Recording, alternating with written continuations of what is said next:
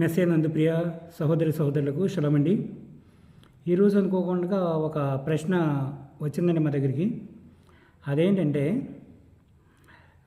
మనం సబ్బాత్ ఆచరిస్తున్నందుకు, అలాగే పండుగలు చేస్తున్నందుకు, అలాగే ఇంకా చాలా కార్యక్రమాలు మనం చేస్తూ ఉంటాం కదా.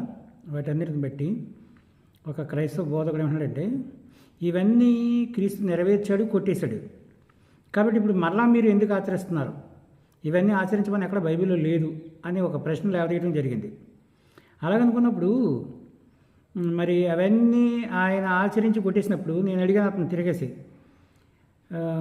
ఆయన మ్రాను పునరుత్థానం, సిలువుకి ఎక్కడం చనిపోవడం, అలాగే మ్రానికి ఎక్కడం చనిపోవడం, తర్వాత పునరుత్థానాలు అవ్వడం, మరి ఆయన నెరవేర్చాడు కదా. మరి మీరు మళ్ళీ గుడ్ ఫ్రైడే అని ఎస్టర్ సండే ఎందుకు చేస్తున్నారు? అదేవిధంగా మరి ఆయన పుట్టడము చనిపోవడం జరిగిపోయింది. మరి క్రిస్మస్ అని చెప్పి ఆయన పుట్టినరోజు ఎందుకు చేస్తున్నారు? ఆయన ఆల్రెడీ నెరవేర్చేసాడు కదా, అన్నీ అయిపోయినాయి కదా. అలా మనం చూసుకుంటే బాప్తిసం ఆయన పొందాడు, మరి మీరు ఎందుకు పొందుతున్నారు? అలాగే సబ్బాత్ ఉంది, సబ్బాత్ ఆరాధకులు కూడా చెప్తున్నాను, సబ్బాత్ని ఆయన పాటించాడు, మీరెందుకు పాటిస్తున్నారు? మీరు పాటించవలసిన పని లేదు కదా, ఆయన ఆల్రెడీ పాటించేశాడు కదా.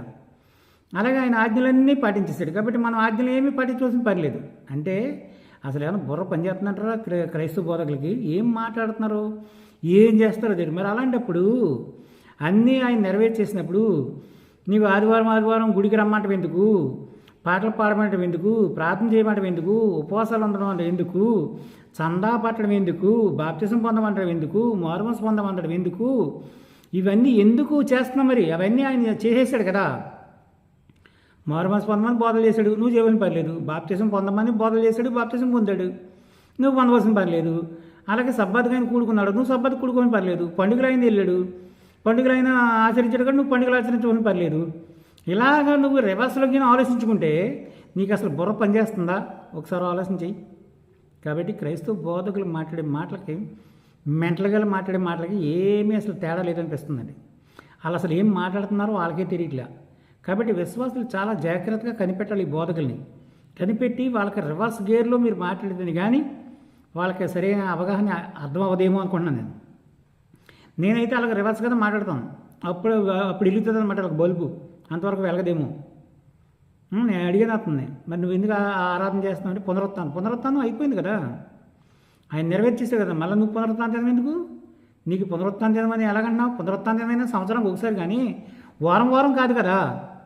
ఇలాగ అడగండి, ఏం సమాధానం ఉండదు. కాబట్టి క్రైస్తవ బోధకులు అంటే నా దృష్టిలో నేను ఎప్పుడూ ఉద్దేశించండి వీళ్ళందరూ 30-40 సంవత్సరాల కిందటే ఈ క్రైస్తవ బోధకులు అబద్ధికులని నాకు తెలుసు. అప్పుడే ఈ పాస్టర్లందరినీ వీళ్ళంతా మోసం అనే సంగతి తెలిసి ఉంటే వదిలేసాను వాళ్ళందరినీ. వదిలేసి బైబిల్ ఉన్న వాటిని ప్రకారం చేసుకుంటూ పోతున్నాను. కాబట్టి ఎవరైనా ప్రశ్నలు అడిగితే వాటికి సమాధానం ఎలా చెప్పాలో మాకు తెలుసు. కాబట్టి పిచ్చి ప్రశ్నలు వేయకండి, పిచ్చి ప్రశ్నలు అడగండి. మంచిగా మాట్లాడటం నేర్చుకోండి, మంచిగా జీవించడం నేర్చుకోండి. మీరు ఆల్రెడీ అన్నీ ఆచరించేశాడు, ధర్మశాస్త్రం కొట్టేశాడు, అన్నీ నెరవేర్చేసాడు అంటూనే మరలా ఏ పనులు చేస్తున్నారు మీరు? అర్థమవుతుందా? అలా మిమ్మల్ని కూడా తిరిగేసి అడగట్లేదు కాబట్టి మీ నాటకాలు సాగుతున్నాయి. అర్థమవుతుందా?